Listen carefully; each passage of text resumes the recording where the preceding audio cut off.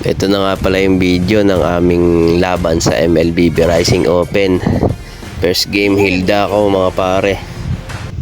Samantalang Argus naman yung makakatapat ko sa XP lane.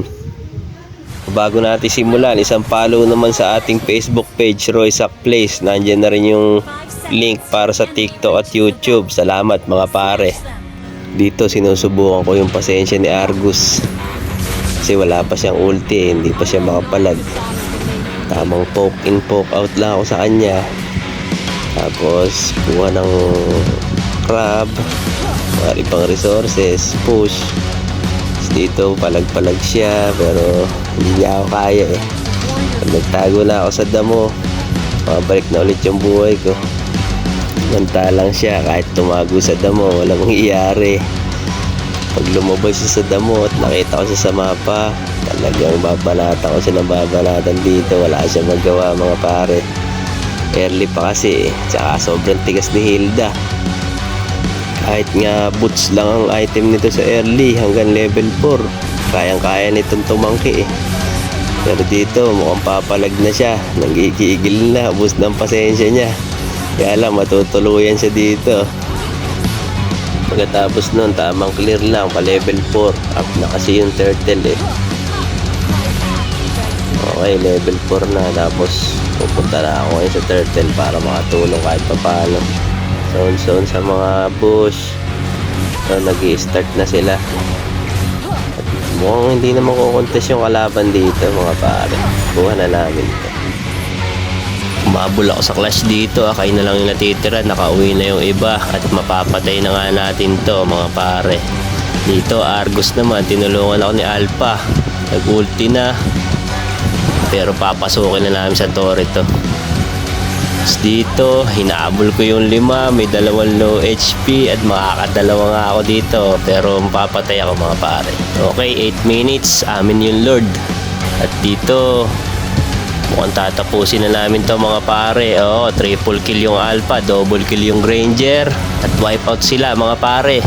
So first game, TP-TP, panalo.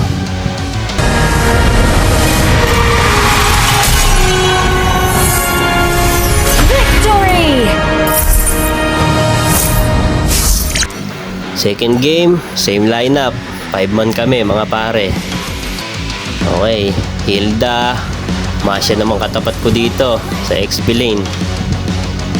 At dahil walang nangyayari, jump na tayo dito sa first blood, Lancelot. Dito wala akong masyadong bilang dito. Mamamatay pa nga ako, pero yung lance namin double kill na siya mga pare. So first turtle sa amin, mega kill na si Lancelot. At dito sa video na to, wala akong masyadong kill.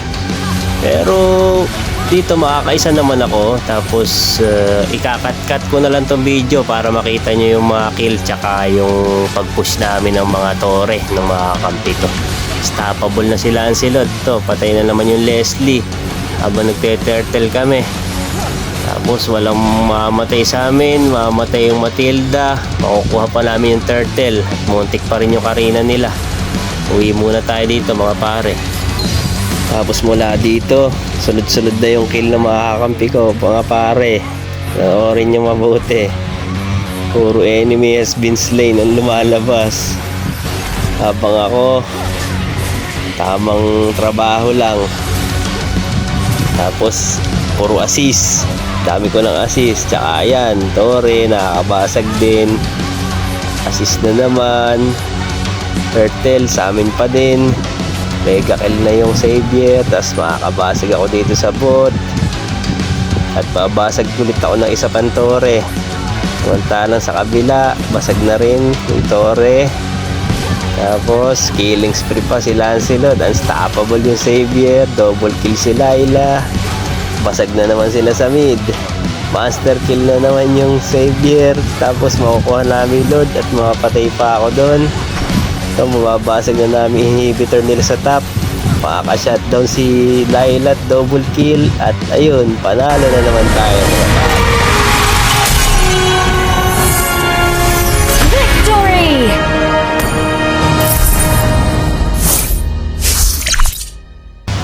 Third game, finals. Dito parang nagtotroll lang yung pick ng kalaban, no? 3 yung tank nila. Bali 4 pala, pati yung Fred. At Fred rin na nga makakatapat ko sa XP lane. Ayan, puro deaths na naman sila. At sa amin na naman ang mga objective. Hindi sila makapatay masyado kasi masyadong puro tank lang yung lineup nila eh. Makapatay man sila, iilan lang, hindi sila makalapit dahil may Layla kami. Yan, master kill na nga oh. Tapos yung link pa namin, ang bilis, hindi nila masundan. Tapos pinik pa namin dito yung balir para may pantulak pabalik. Ayan, nakita nyo naman pag nag-clash, lagi silang ubos. Hayabusa lang ang mabilis sa kanila. Tapos napakadali ng laban na to mga pare. Umabot nga din ng 10 minutes pero hindi kami masyado nahirapan. At dito, ito, master kill na yung link. Pati Hylos nakakapatay pa. Panalo na naman mga pare. Champion nga kami dito. Victory!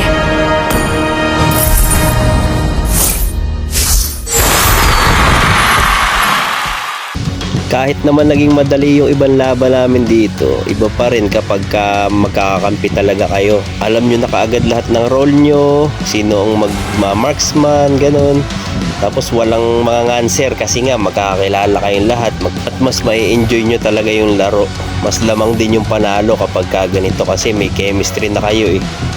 So yun lang ang masasuggest ko sa inyo mga pare, mag 5 man kayo lagi. Siyempre, pick nyo din yung mga best pick ninyo. Huwag kayong gagamit ng iba na hindi nyo naman alam. Kung gusto nyo palagi kayong panalo, yun lang. Maraming salamat sa panonood. God bless us mga pare.